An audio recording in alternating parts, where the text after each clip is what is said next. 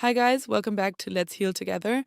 I'm Amelia, and if you're healing from narcissistic abuse, toxic family relationships, or trying to understand how your childhood still affects you today, you're in the right place.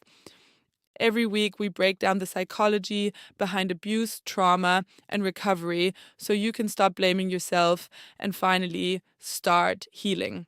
Let's get into today's video. When people think about childhood trauma, they often picture yelling, violence, or a parent who wasn't there at all. But some of the deepest wounds come from a father who was physically present, yet emotionally impossible to reach.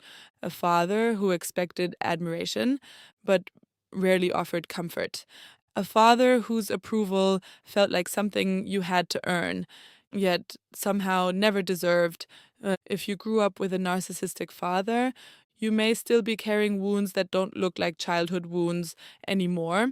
Instead, they look like anxiety, people pleasing, perfectionism, difficulty trusting yourself, or relationships that somehow feel painfully familiar.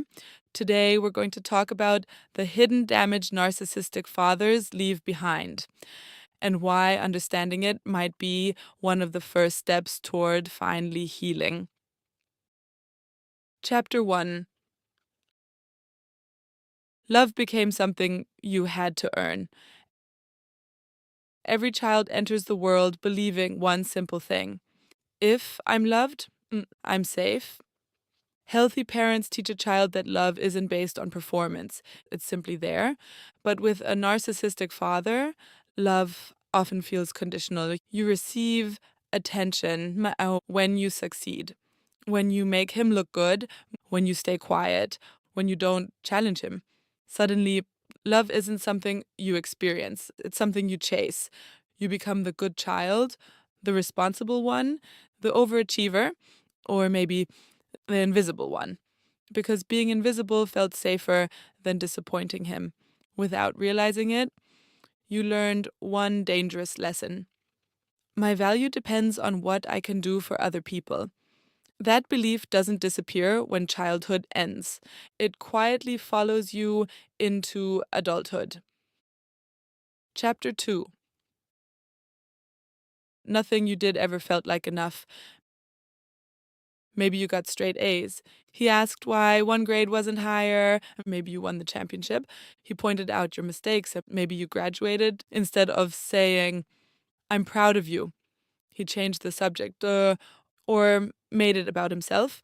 That's because narcissistic parents often struggle to celebrate their children without centering their own needs or image. Some may compete with their children or treat achievements as reflections of themselves rather than seeing the child as a separate person. You started believing, if I just work harder, maybe this time I'll finally be enough.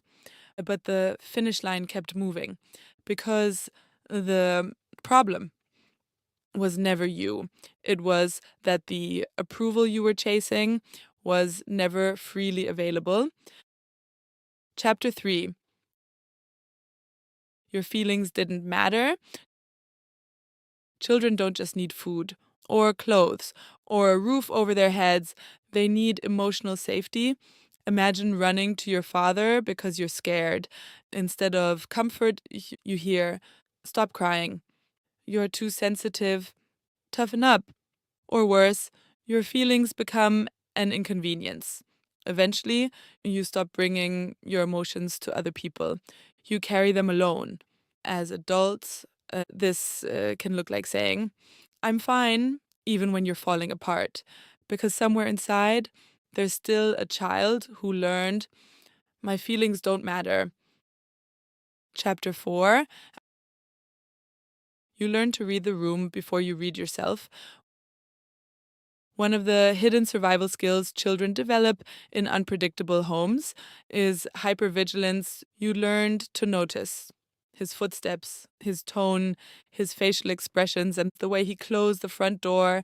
You became incredibly good at reading other people's emotions, but terrible at recognizing your own. Why? Because your job wasn't to ask, what do I need? Your job became, what mood is he in today? That survival strategy may later show up as people pleasing, anxiety, or constantly scanning other people's emotions before your own. Chapter 5: Why adult relationships feel so confusing. This is where so many survivors blame themselves. They ask, why do I keep choosing emotionally unavailable people? Often, it's because familiarity feels safe. If love always had to be earned, healthy relationships can feel unfamiliar. Someone who communicates consistently may seem boring.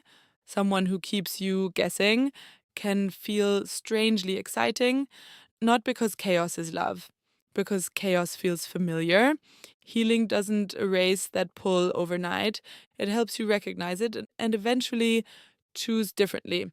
That's one of the most powerful parts of recovery. Chapter 6: The Hidden Gift of Healing. If you've listened this far, I want you to hear something. Your childhood explains you, it does not define you. Maybe your father never gave you the words you needed to hear. I'm proud of you. I believe in you. You don't have to earn my love, but healing gives you the opportunity to say those words to yourself, little by little. You stop measuring your worth by someone else's approval. You stop chasing people who withhold love. You stop apologizing for having needs. And one day, you realize something incredible. You no longer need your father's permission to believe you are enough. Because healing isn't about pretending your childhood didn't hurt. It's about refusing to let that pain decide the rest of your life. Before you go, I want you to watch the video that's on your screen next because it connects perfectly with today's conversation. If you've ever wondered why you notice red flags before everyone else, or why healthy love sometimes feels unfamiliar, that video will help connect even more pieces of your healing journey. And if you're rebuilding your life after narcissistic abuse, I'd love for you to subscribe and become part of our Let's Heal Together community. Every week, we explore the psychology of trauma, recovery, and how to become the strongest version of yourself. Remember this? The love you didn't receive as a child may have shaped your story, but it does not have to decide your ending. I'll see you in the next video. The hidden damage of having a narcissistic father. Hi, welcome back to Let's Heal Together. I'm Amelia. And if you've ever wondered why certain wounds from childhood still follow you into adulthood, why you can be strong, independent, and successful, yet still carry a quiet feeling that something inside you is not enough, you're in the right